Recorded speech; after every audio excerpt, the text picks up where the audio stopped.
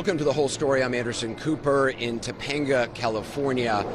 This is the northern edge of the Palisades fire, which began early Tuesday morning. Thousands of structures have burned. Tens of thousands of acres have been destroyed. Firefighters have been working around the clock. They're putting water down now on a fire that just they've been trying to battle for the last hour or so to try to protect a community nearby from here. Over the next hour, we want to tell you the story of these fires, what happened, how the fire moved so fast, what we know about how it started at this point, and the stories of people who had to flee for their lives.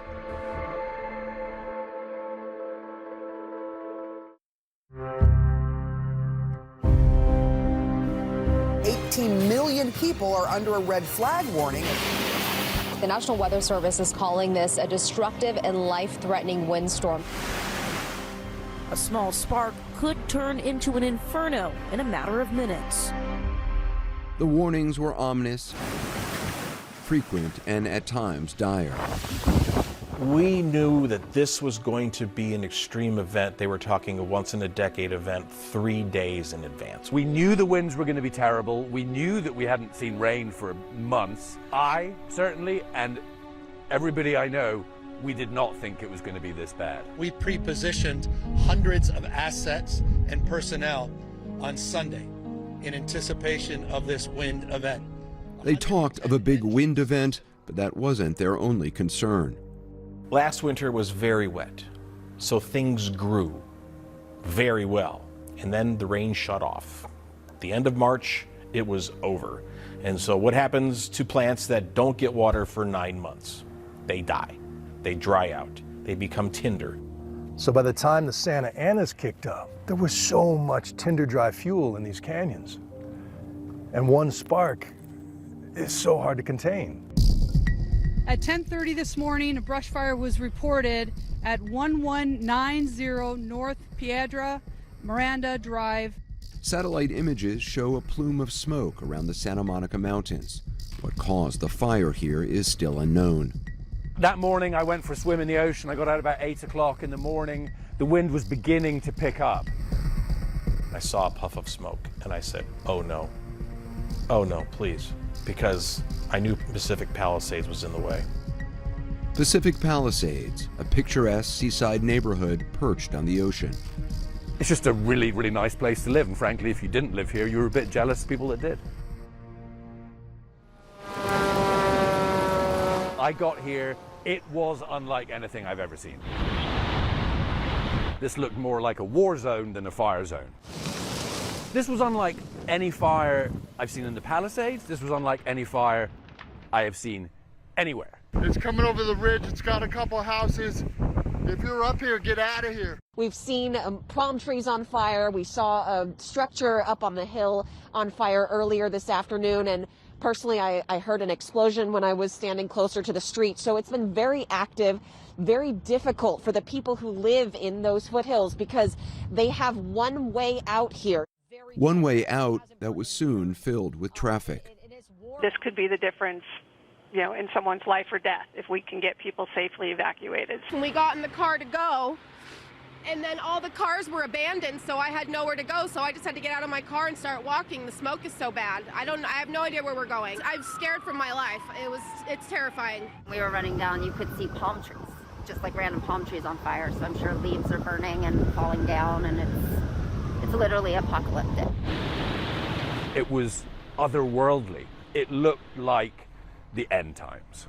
I'm not a religious person. It looked like the end times. The fire came right down to the road.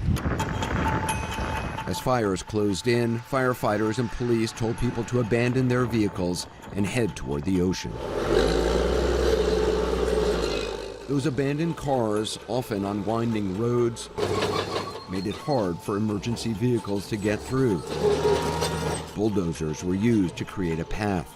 Got a lot of unchecked fire on the left flank. By late afternoon, the Pacific Palisades fire had spread to 1,200 acres. More than 250 firefighters were on scene in the Palisades, and the city of LA declared a state of emergency. Some residents stayed behind trying to save their homes and help their neighbors. We had a fire pump, and we were able to, I think, probably save 1 or 2 houses working with the firemen, but 3 houses have gone up right around us. But the water tanks in the Palisades were running dry, making it difficult to maintain water pressure needed to supply the hydrants. We have 3 large water tanks, about 1 million gallons each. We ran out of water in the first tank at about 4:45 p.m. yesterday. We ran out of water on the second tank about 8:30 p.m. and the third tank about 3 a.m. this morning. We're trying very hard not to breathe in smoke and ash that's billowing everywhere. The wind is strong enough to knock things over easily. The sun has not set here, but you wouldn't know that because you cannot see a thing but this black acrid smoke. This house here was fine about 20 minutes ago. I was walking down this road. Suddenly, bang, it was up. When the sun did go down, the wind picked up and the flames roared to life. The issue, this wind, Anderson, you can see it whipping that smoke. All the stuff around you, is that going to erupt in flames? I mean, those flames look very close, Nick. Well, I mean it might. Chris, let's come down here. I mean, all of this stuff is green, okay? Which, listen, that's no guarantee. But, we've obviously parked our vehicle just up the road. We're facing the right way. So if we need to get out, we can get out. Streets Man, you can feel the heat. became infernos. Oh my God. Just get past these.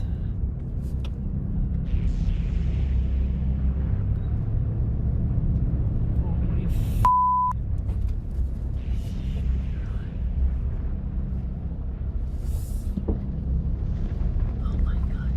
Oh, shit.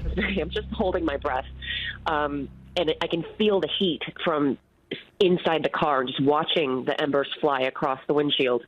So not ideal. In that kind of, we get put on a lot of of risky assignments. And in this situation, we had to make a calculated risk for the best way to leave. And I think, thankfully we got out of there. Downtown Palisades was ablaze as well. We've now come down into Palisades Village, the center of this community. That was an apartment building that we have watched. Jesus! Whoa! Sorry, I nearly got hit by something there. Whoa! We're going to have to get back. We've just watched this building just disintegrate, and a little part of that building nearly hit me there. The fact that the wind can move around adds to the uncertainty and the danger. For sure, when you've got winds that strong, it's different than covering, a fire on a nice calm day because you don't know where the flames are going to go. At around 6:18 p.m., a new fire erupted, some 40 miles east of the Palisades in the Eden Creek area in the San Gabriel Mountains. Breaking news out of Southern California, where dangerous and fast-moving wildfires are raging. The Eaton fire has now doubled in size, and that is burning at a rate of over 1 football field a minute since beginning just a few hours ago. Quite frankly, it was exactly the news that I didn't want to hear. It was immediately clear that this fire too, much like the Palisades fire was earlier in the day, was in a very bad spot with a high potential to go on to create a great deal of damage and threaten people's lives. In just 1 hour, the Eden fire exploded, burning 400 acres. 95 residents of an elderly care home had to be hurriedly evacuated, in wheelchairs and on gurneys, some wearing thin gowns and shawls in the cold. So, we gotta get everybody out of here. Yeah. Everyone got out safely, as far as you know? Yes. By 10:30 p.m., a third blaze, the Hearst fire, had erupted in a neighborhood between Palisades and Eden. And then we had 2 or 3 more starts that night. And it's kind of like, I've heard it's called whack-a-mole. We need to get assets here. Oh, wow, now we have nothing over here. And then you're trying to move assets 1, 2, 3, 4. I mean, once you started seeing other fires popping up, it was like, oh my goodness, this is Armageddon. Fierce winds and hurricane-force gusts meant choppers and planes couldn't be used to drop water and fire retardant. Containment was impossible. Once those flames hit 60, 70, 80 miles an hour, there is no fire crew in the world that's going to fly into that. And so then you're completely at the mercy of physics, of wind direction, and moving through these canyons with such ferocity that human crews didn't stand a chance. By midnight, 4,000 acres had burned and some 30,000 people had evacuated. So as we were all focusing on the Palisades fire, more fires broke out. We could not fathom what was about to happen.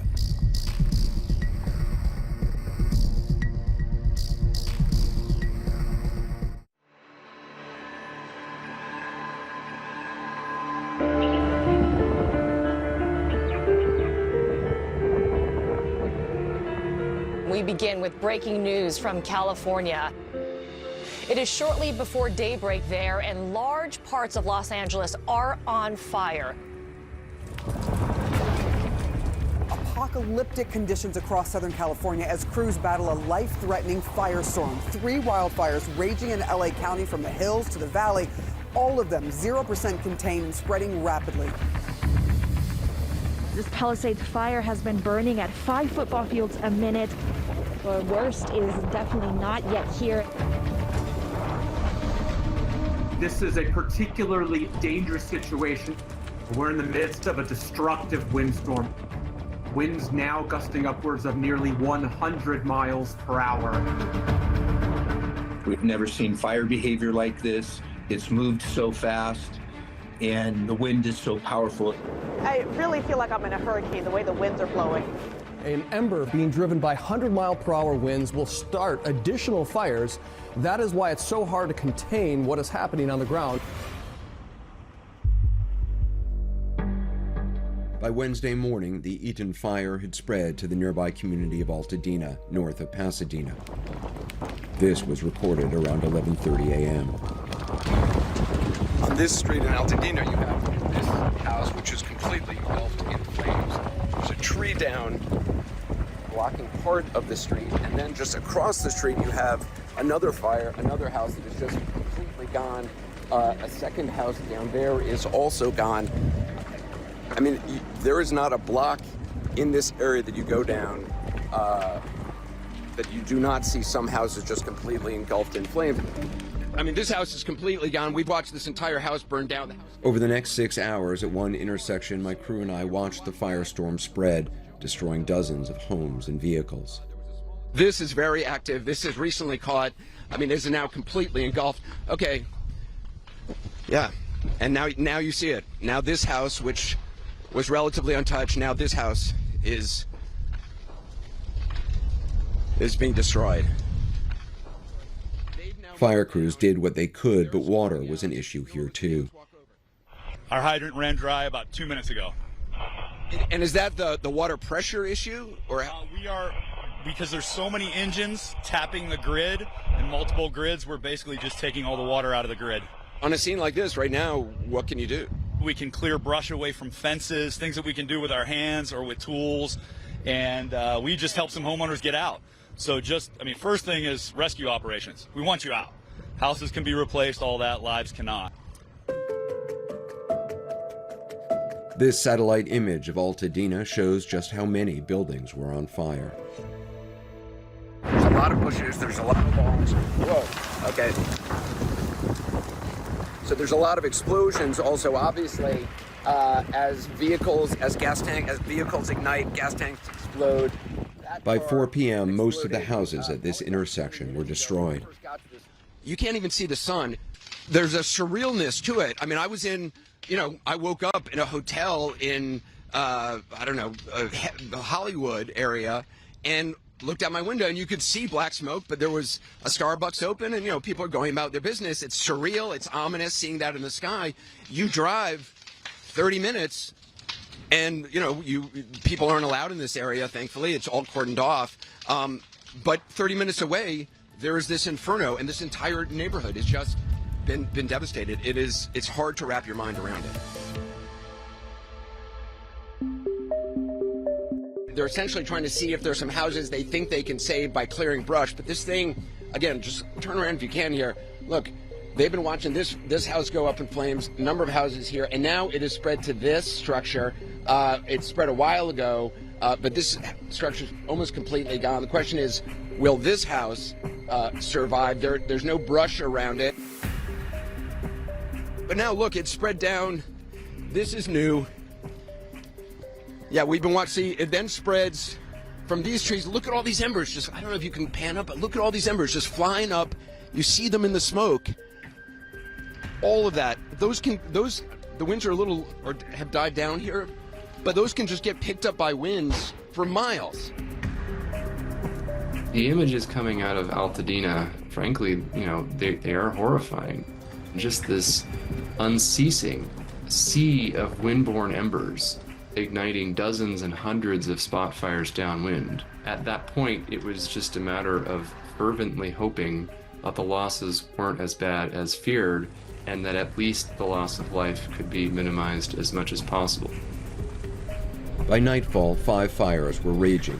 Eaton, Palisades, Hearst, and 2 new ones, Lydia, and a fire in Runyon Canyon called the Sunset Fire. The heat coming off this thing is intense right now. CNN reporter Nick Watt had been working around the clock. He lives in Santa Monica, far outside of what is normally considered a fire zone. I'm going to go to my house, I'm going to hose the whole thing down, just hoping that if everything is wet, if an ember lands on it, it won't ignite. His wife and children had already evacuated.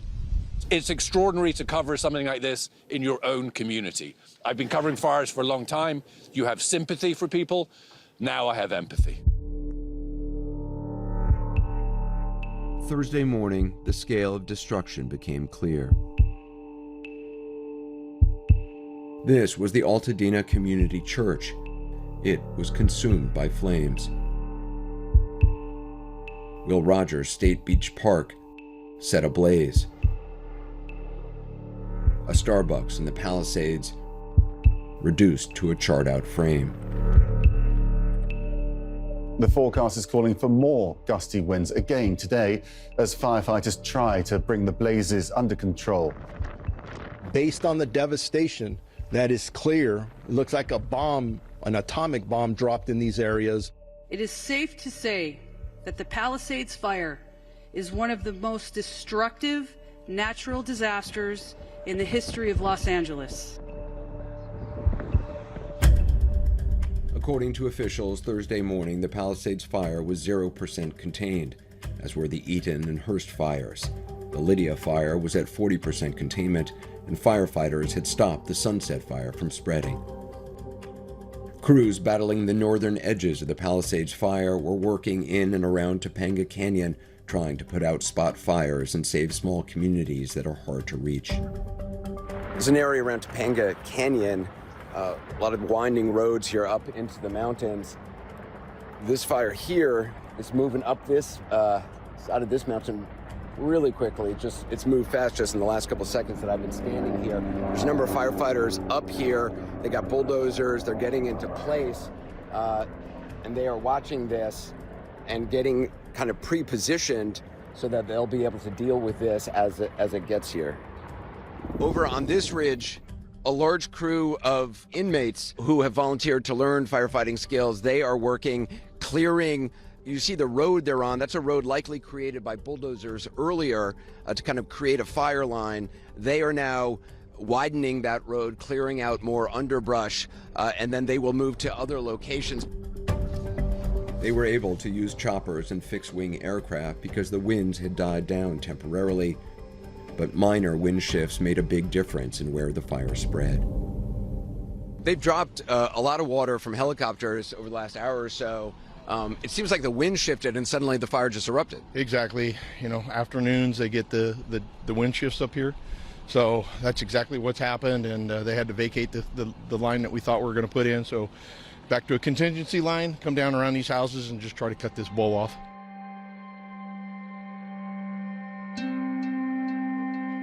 Coming up, how residents managed to survive and the stories of those who died in the fires.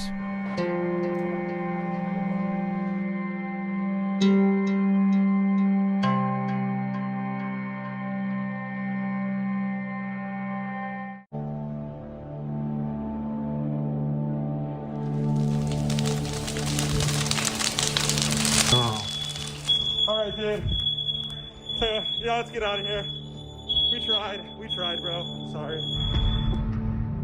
A forest fire can run through city blocks, block after block after block, not just forest tree after forest tree. I'm sorry, bro. Now get out of here.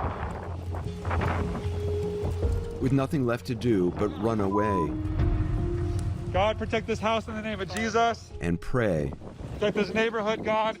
Tanner Charles and his friend Orly Israel barely made it out of Israel's burning home alive. The two friends tried to save Orly's home, but finally had to flee. You can see the sparks in the air. It's like a snowstorm, but the snow hurts your skin. Every time I watch this video, I gotta watch myself running away from the battle of a lifetime. We stayed there way longer than anyone should have, and still lost. Many Los Angeles residents, armed with garden hoses, pool pumps, and buckets, tried heroically to save their homes. But getting out with the fires close wasn't easy. It's fine, Mom. Just get out of the house.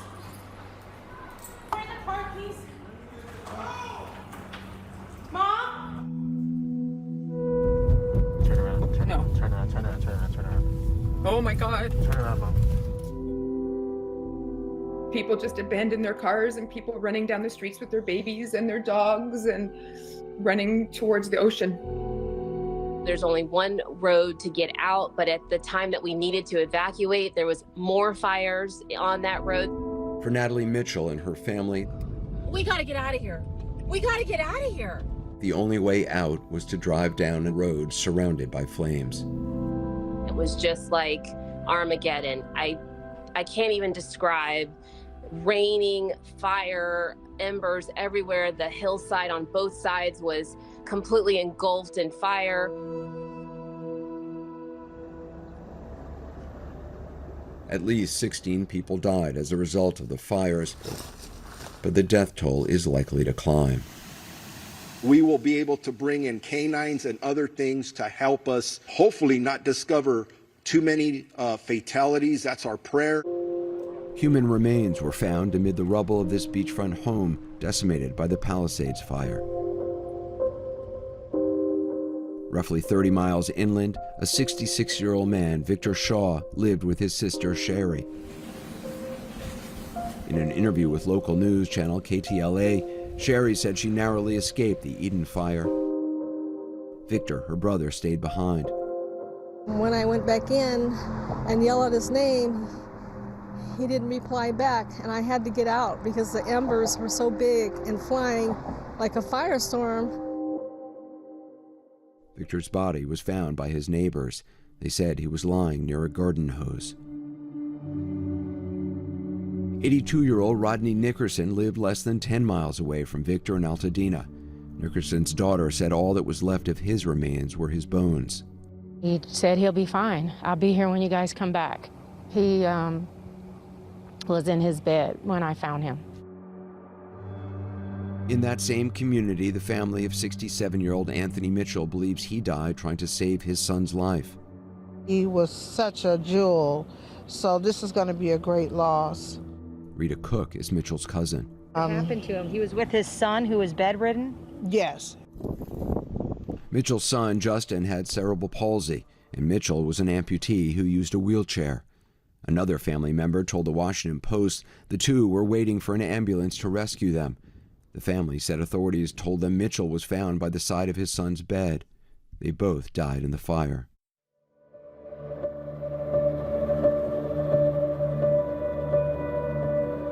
You realize covering these stories is that when the smoke clears and the sun comes out, the nightmare is just beginning.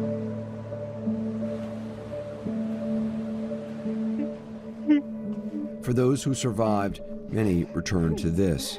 Este era mi apartamento aquí. ¿Con quién vivía usted aquí? Con mi esposa y mis dos hijos. Mi bebé de 7 años y mi hijo de 10, de 28. Se nos olvidó nuestro pájaro adentro. Nuestro cotorro lo dejamos.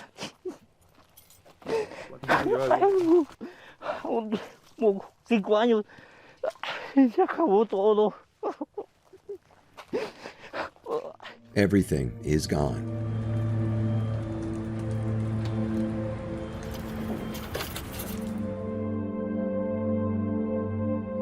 Los Angeles County officials estimate at least 12,000 structures have been destroyed. We have no home and no clothes or anything. It's my whole life.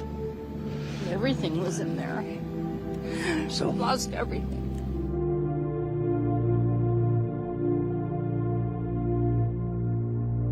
Oh my God.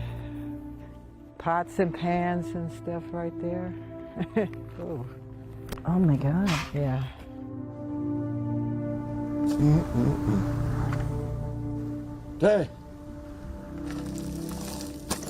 25 years I've been here. Easy, 25. Gone. Less than 3 hours. When you look out at your neighborhood, what happened here? It just looked like a war zone here. This is a war zone. There's nothing left. I literally just have the clothes on my back. We lost everything. Everything burned to the ground. What do you want people to know about what happened here? It shouldn't have happened. However, here today I'm bringing a message of hope. I'd like for everybody to remember that what we need to focus on is that the love in our heart lasts forever, and it is enduring, and we have an opportunity to rebuild. And so regardless of what happened, we can move forward. When we return, our hydrant ran dry about 2 minutes ago. why wasn't there enough water to battle the fires? What is the situation with the water? Obviously in Palisades, it ran out last night.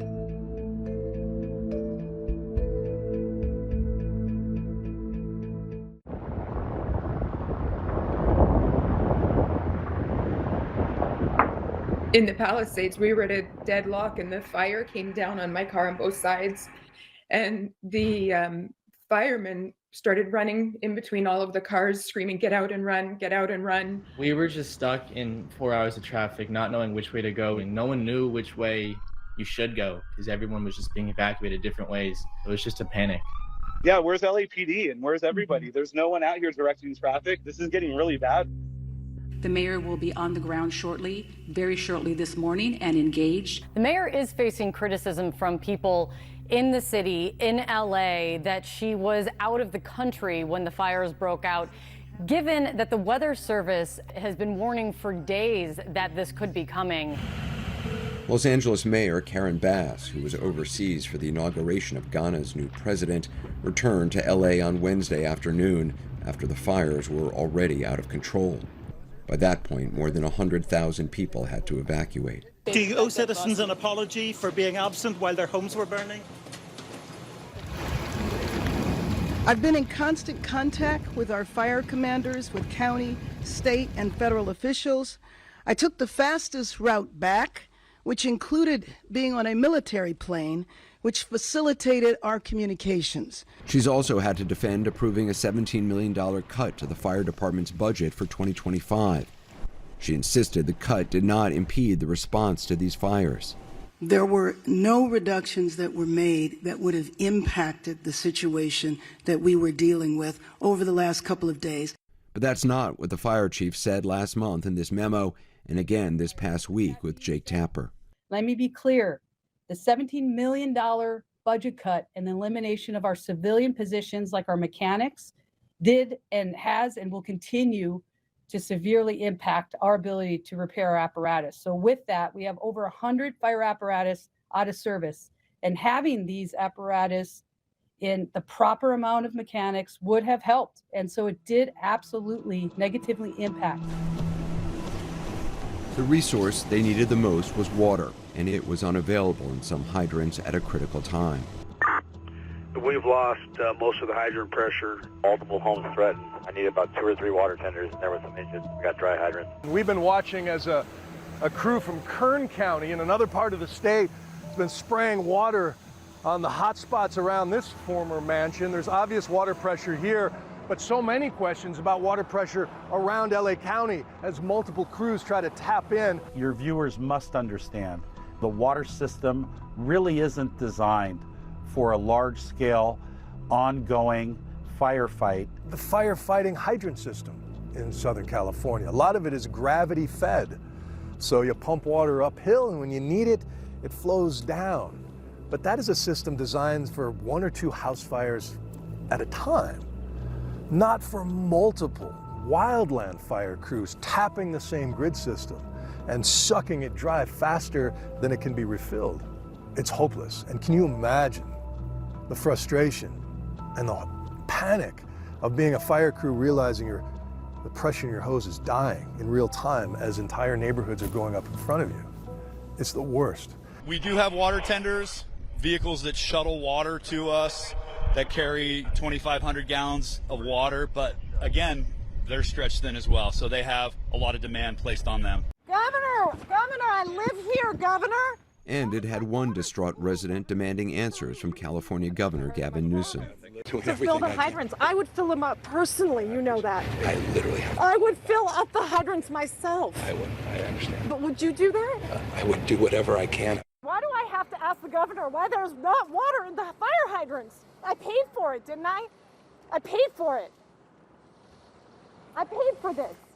On Wednesday, during the fire in Altadena, I asked Governor Newsom about the problem with getting water from the hydrants. What is the situation with the water? Obviously, in Palisades, it ran out last night in the hydrants. I was talking to the firefighter in this block. They left because there was no water in the hydrant here. The local folks are trying to figure that out. I mean, 2 days later, on Friday, he called for an independent commission to investigate the water problems. One potential issue might have been that a reservoir near the Palisades fire that could hold millions of gallons of water was shut down. The LA Department of Water and Power said it was required to take it out of service to meet safe drinking regulations. In a statement, the department said, quote, "Extreme water demand impacted our ability to refill the 3 water tanks supplying the Palisades, causing the loss of suction pressure." The department said it meets all federal and state codes, but will review and investigate what happened.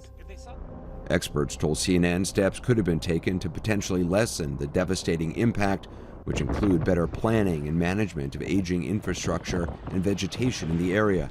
One expert in the field told me that there's not a water system in any city on Earth that could have handled what happened here. And when it comes to the winds themselves, even if you had a functionally infinite supply of water, even that probably wouldn't have resulted in a greatly different outcome once the fire started burning. Winds that carried fire from tree to tree, house to house, neighborhood to neighborhood, also grounded aircraft that were supposed to drop water on the burning areas for the first few days of the fire.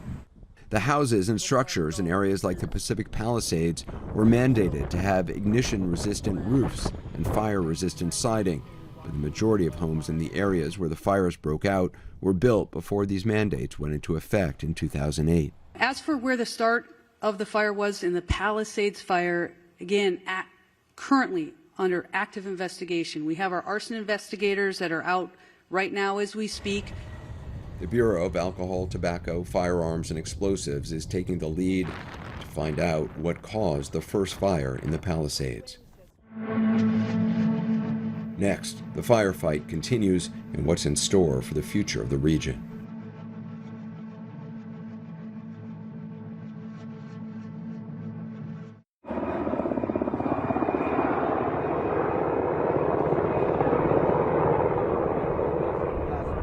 What's going on now?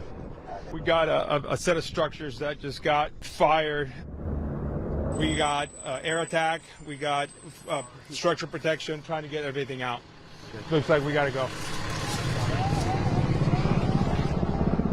You can hear the sound, kind of a siren going. That's the warning that they're about to drop water.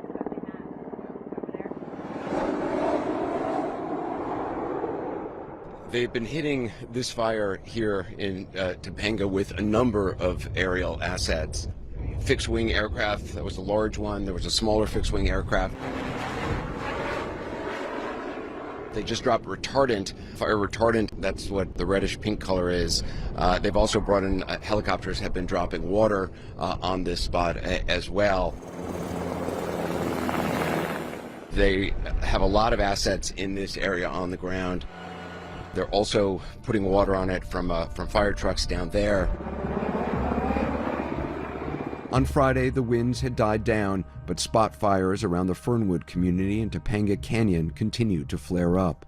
It looks like from this vantage point that there now may be another issue, another fire over this ridge. You can see the dark smoke rising from there as well. So there's a fire that they believe is a structure down off to the right, and then over that ridge, looks like there is now another fire to deal with. And obviously on the horizon, you can see some other smoke trails as well.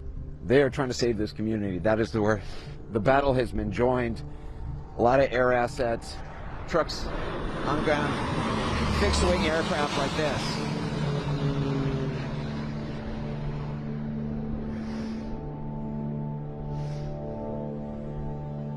Wow.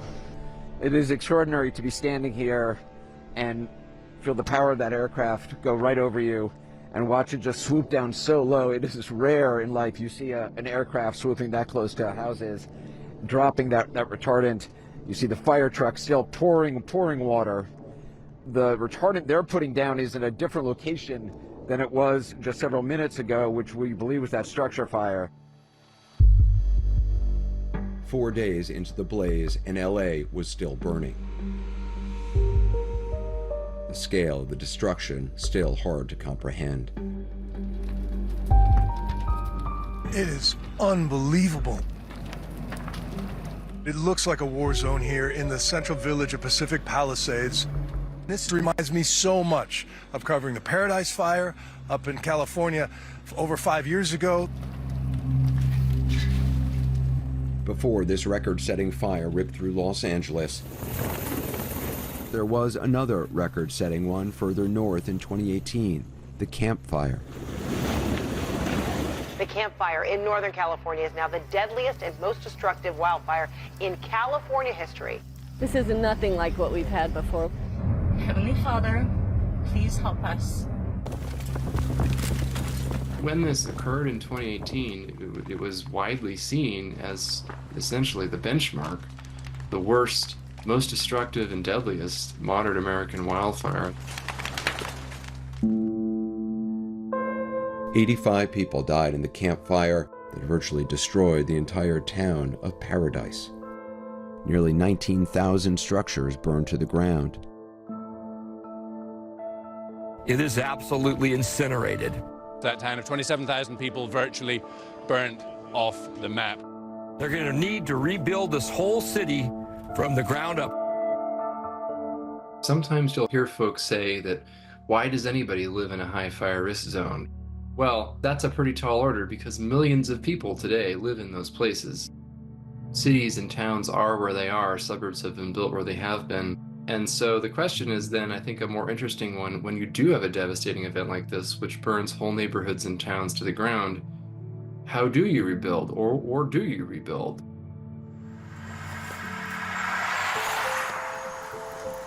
Many in Paradise have not returned more than 6 years after the fire. The population is about a third of what it once was. These communities know it is part of the bargain. It is table stakes if you want to live in Paradise, that you're going to live with fire. Things are changing. We have to think differently about how we build, about how we prepare, about how we respond to these multiple disasters at the same time. Nobody's here by accident anymore. People who live here are here because they're fighting to be here. They want to be here. And there's this real sense of community that I think is much stronger now than it was before the fire, and I think that that's really hopeful. Hope is critical, but so is fire insurance, which is essential if you live virtually anywhere in California, but the industry itself is imploding. I think our premium on our house prior to the fire was, I think it was around $500 a year. And we were on 11 acres with multiple buildings, so about $500 a year. Purchasing this about a year ago, and then we've now had an increase in our policy. So how much do they want? Between $20,000 and $30,000 a year, additional, yeah, for less coverage. We're living through sort of real-time forced adaptation, changing building codes, changing property values to be sure, but it's certainly changing insurance rates. That's a massive crisis. So many big insurance companies have pulled out of California because they've lost so much money here. This, when you consider the billions of dollars of property just in this part of this fire, will add another layer to that.